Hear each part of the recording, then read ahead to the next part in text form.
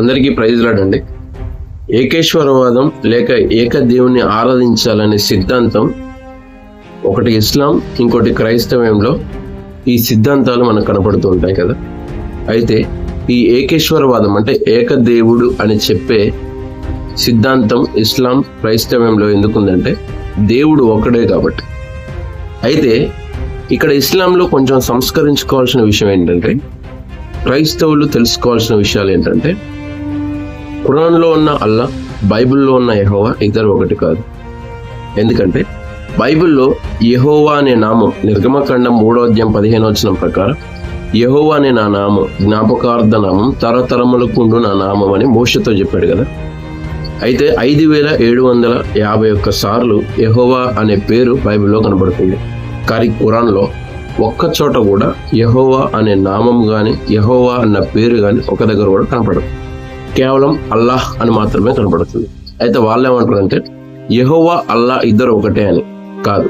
ఎందుకు తెలుసా? తెలుగులో దేవుడు అని మనం అంటాం కదా, ఇంగ్లీష్లో ఏమంటాం దేవుణ్ణి? గాడ్, GOD, గాడ్ అంటాం కదా. హిందీలో అయితే పరమేశ్వర్ లేదా భగవాన్ అని అంటారు కదా. అలాగే అరబ్బీలో దేవుణ్ణి అల్లాహ్ అని అంటారు.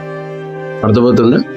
అందులో యోహాను సువార్త 1వ అధ్యాయం 1వ వచనం నుంచి 5వ వచనాలు చూసుకుంటే బైబిల్లో ఉన్న ఆ యోహాను సువార్తలో కూడా అరబ్బీ బైబిల్ని చదివితే అల్లాహ్ ఆదియందు అల్లాహ్ ఉండను, అల్లాహు యొద్దనే ఉండను అని రాయబడింది. అరబ్బీ బైబిల్లో దేవుడు అనే దానికి అల్లాహ్ అనే అర్థం, అంతే తప్ప ఖురాన్లో ఉన్న అల్లాహ్, బైబిల్లో ఉన్న యెహోవా ఇద్దరు ఒకటి కాదు. అయితే అరేబియా ప్రాంతంలో నివసించిన మొహమ్మద్ గారు విగ్రహారాధికులైన తల్లిదండ్రులుగా జన్మించారు.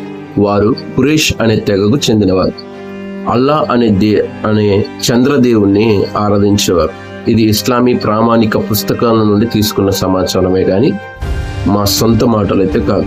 మీరు దీని గురించి మరింత సమాచారం తెలుసుకోవాలనుకుంటే Sahih Bukhari volume number 5, book number 64, హదీస్ సంఖ్య 4287లో మీరు చూసుకోవచ్చు. అంతేగాని ఇది నా సొంత మాటలు అయితే కాదు. మీరు అక్కడ దాన్ని పరిశీలించవచ్చు. అయితే ఈ తెగకు సంబంధించిన వారు అల్లా అనేవారి దేవుణ్ణి కనీసం 3 కుమార్తెలు ఉన్నారని భావించేవారు. వాళ్ళ పేర్లు ఏంటంటే అల్-లత్, అల్-ఉగ్నాన్ మరియు అల్-మనత్. కొన్ని ప్రాచీన సంస్కృతులలో అల్లాత్ అల్లా యొక్క భార్య కూడా అభివర్ణించారు. చూసుకోవచ్చు మీరు. దీని గురించి మరింత ఇస్లామీ సాహిత్యంలో ఉన్న దావా ప్రచారకులు, వక్తలు ఎవరైతే ఉన్నారో దీని గురించి లోతైన అధ్యయనం చేసుకోవచ్చు. అయితే సామాన్యంగా అవగాహన ప్రకారం అల్లా అంటే ఈ ఖురేషీ తెగవారి దేవుడని చెప్పవచ్చు. అయితే అల్లా అనే పదాన్ని దేవుడు అనే అర్థం వచ్చేట్టుగా వాడిన భిన్న మతాలు ఉన్నప్పటికీ ఆ కాలంలో ఆ మతాల్లో అల్లా అనే పదానికి తోడుగా ఆ దైవం యొక్క పేరు కూడా జోడించారు.